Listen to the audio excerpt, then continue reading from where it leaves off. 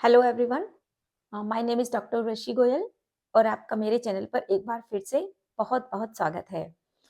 तो आज का जो वीडियो है, ये वीडियो है नेचुरोपैथी जो एक अल्टरनेटिव मेथड है साइंस या मेडिसिन का।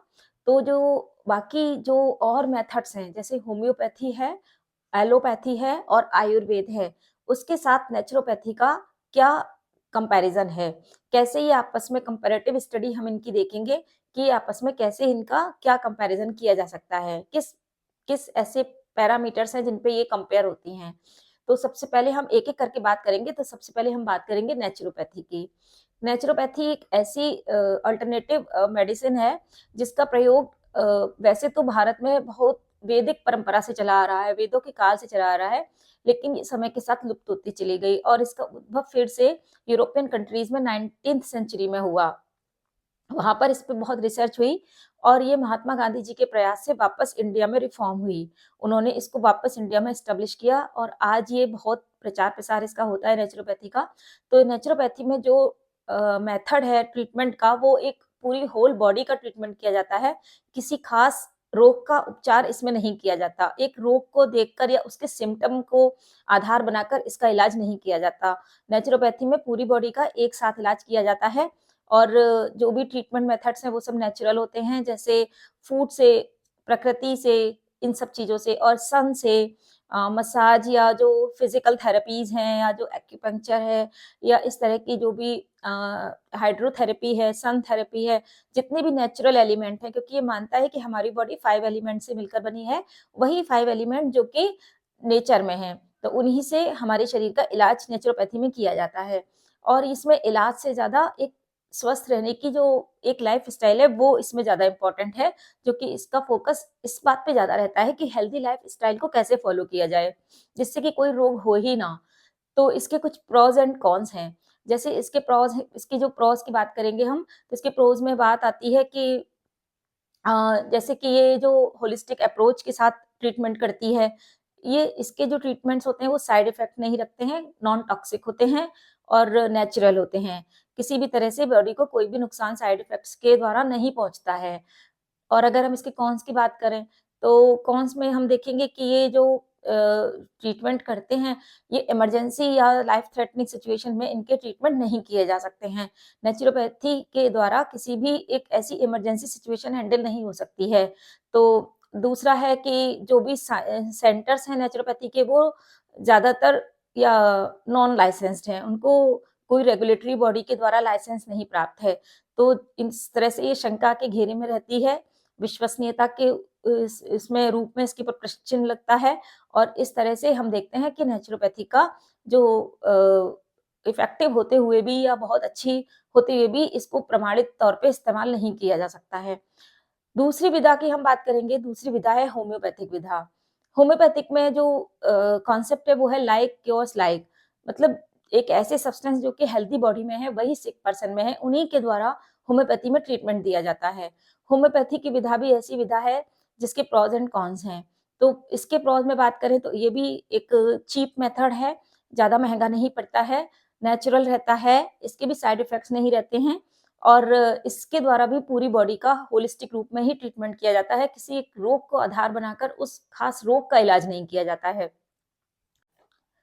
इसके अगर कॉन्स की बात करें, तो ये भी लाइफ थ्रेटनिंग सिचुएशंस में हैंडल इसके द्वारा सिचुएशन हैंडल नहीं हो सकती है, इमरजेंसी सिचुएशन इसके द्वारा हैंडल नहीं की जा सकती हैं और इसकी जो साइंटिफिक जो स्टडीज़ है वो भी साइंटिफिक नहीं, मतलब बैक्ड अप नहीं है, रेगुलेटरी बॉडीज़ द्वारा अप्रूव्ड भी नहीं रहती हैं। तो इसलिए ये भी होम्योपैथिक के ऊपर भी एक प्रश्न चिन्ह लगता है और इसकी जो ट्रीटमेंट मेथड है, वो भी लंबा रहता है और बार-बार फ़ॉलो अप का डिमांड करता है। और इस तरह से हम देखते हैं कि होम्योपैथिक में भी कुछ लिमिटेशंस हैं। अब हम बात करेंगे आयुर्वेदा की। आयुर्वेदा का उद्भव भारत में हुआ हज़ारों सालों पहले। जब जैसे जब भी वेद में भी आयुर्वेदा का है कि इसके जो बारे में वेदों में भी स्क्रिप्चर्स मिलते हैं और वात, पित्त और कफ, वो त्रिदोष ये जो मानता है कि इन 3 जो बॉडी के जो 3 दोष हैं, इनके ही द्वारा बॉडी में रोग उत्पन्न होते हैं, जब ये इनका इम्बैलेंस हो जाता है। तो ये जो 3 चीज़ें हैं, ये हमेशा बैलेंस में रहनी चाहिए, वात, पित्त और कफ। ऐसा आयुर्वेदा मानता है और इसी का परीक्षण करके वो ट्रीटमेंट करता है। तो इसके जो ट्रीटमेंट में वो हर्बल मेडिसिन दी जाती हैं, जड़ी-बूटियों से इनका शरीर का इलाज किया जाता है और इस तरह से आयुर्वेदा में भी प्रोस एंड कॉन्स दोनों हैं। तो अगर हम इसके एडवांटेजेस देखें कि आयुर्वेदा के क्या एडवांटेजेस हैं, तो ये भी नॉन टॉक्सिक है, इसके साइड इफेक्ट नहीं होते हैं, आयुर्वेदिक मेडिसिन के कोई साइड इफेक्ट नहीं होते हैं। और ये भी पूरी बॉडी को ही ट्रीट करता है और एक जो होलिस्टिक अप्रोच है वो आयुर्वेदा में भी रहता है और किसी सिम्पटम को आधार बनाकर ये भी नहीं इलाज करता है। अब हम इसकी अगर कॉन्स की बात देखें तो कॉन्स इसके हैं कि ये भी इमरजेंसी और लाइफ थ्रेटनिंग सिचुएशन जैसे कैंसर, हार्ट डिजीज, एक्सीडेंट्स इन सब में आयुर्वेदा से भी हैंडल नहीं हो सकता है और इसके जो जड़ी-बूटियाँ हैं और जो इसके ट्रीटमेंट मेथड्स हैं वो भी इन पर भी हमेशा प्रश्न चिन्ह लगा रहता है, कोई अथॉरिटीज़ के द्वारा रेगुलेटेड नहीं रहता है। तो आयुर्वेदिक की भी कोई लिमिटेशंस हैं। अब हम बात करते हैं एलोपैथी। तो एलोपैथी को कन्वेंशनल मेथड या मॉडर्न साइंस भी कहा जाता है, मॉडर्न मेडिसिन भी कहा जाता है और ये लाइफ सिचुएशन जो थ्रेटनिंग सिचुएशंस होती हैं, इमरजेंसी सिचुएशंस होती हैं, इसको हैंडल करने में इफेक्टिव है और इसके जो ट्रीटमेंट मेथड है वो सिम्पटम बेस्ड होता है। पहले सिम्पटम देखे जाते हैं, फिर उनका डायग्नोसिस किया जाता है। डायग्नोसिस के लिए एक लंबी रेंज जो डायग्नोस्टिक टूल की है वो अवेलेबल रहती है। जैसे ब्लड टेस्ट है, इमेज टेस्ट हैं। तो इस तरह के टेस्ट के द्वारा जब सिम्पटम आदमी के जब या रोगी के जब रोग का पता लगाया जाता है और उन सिम्पटम के आधार पे ही एक रोगी का इलाज किया जाता है। इसके भी कुछ प्रोस एंड कॉन्स हैं।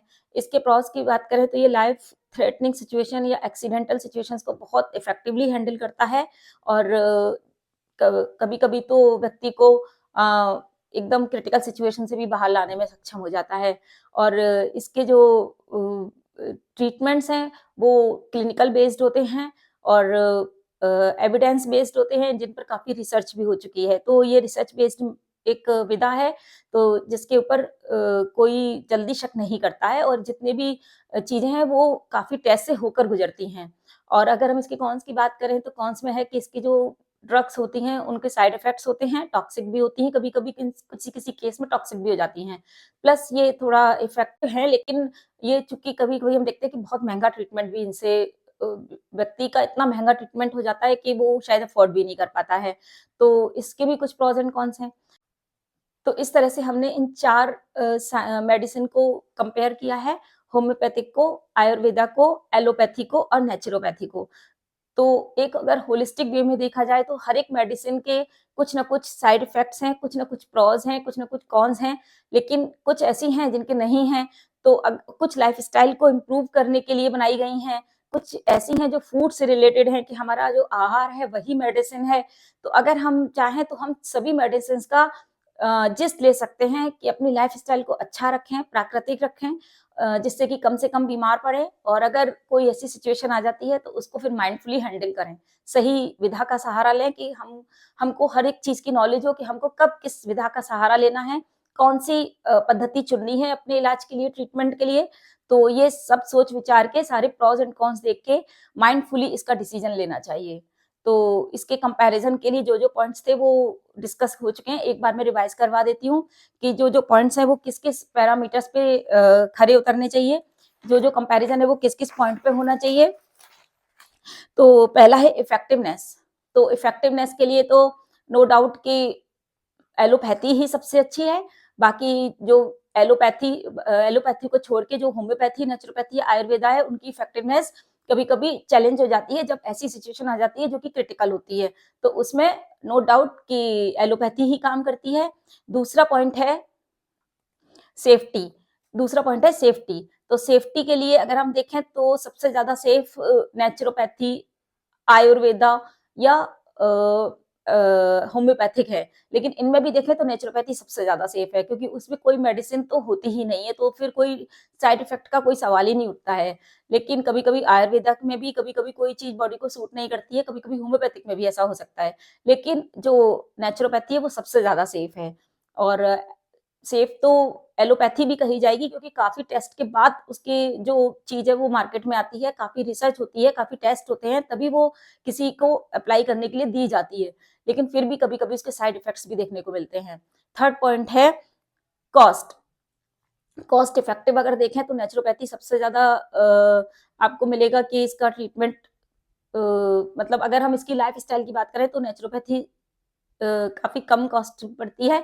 आयुर्वेदा का ट्रीटमेंट भी कॉस्ट इफेक्टिव है, वो भी कभी भी ज़्यादा महँगा नहीं जाता है, बल्कि आयुर्वेदा ही सबसे ज़्यादा कॉस्ट इफेक्टिव रहेगा और होम्योपैथी भी रहेगा अगर सही तरह से देखा जाए और अगर एलोपैथी की बात करी जाए, तो एलोपैथी के केस में हम देखेंगे कि कॉस्ट बहुत ज़्यादा हो जाती है कभी-कभी किसी ट्रीटमेंट की। 4th पॉइंट है रेगुलेशन। तो रेगुलेशन की अगर हम बात करें तो इस पे जो सबसे ज़्यादा खरी उतरती है वो एलोपैथी है। वो जितनी भी अथॉरिटीज़ हैं, जितने भी बॉडीज़ बनाई गई हैं, उनके द्वारा उनकी मेडिसिन अप्रूव्ड होने के बाद ही मार्केट में आती हैं और तभी वो प्रिस्क्राइब की जाती हैं, बाकी सब पे प्रश्न लगा ही रहता है। तो इस तरह से हमने चारों को कवर करने की कोशिश की है अपने इस वीडियो में और उम्मीद है कि आपके कॉन्सेप्ट क्लियर होंगे इस वीडियो के माध्यम से।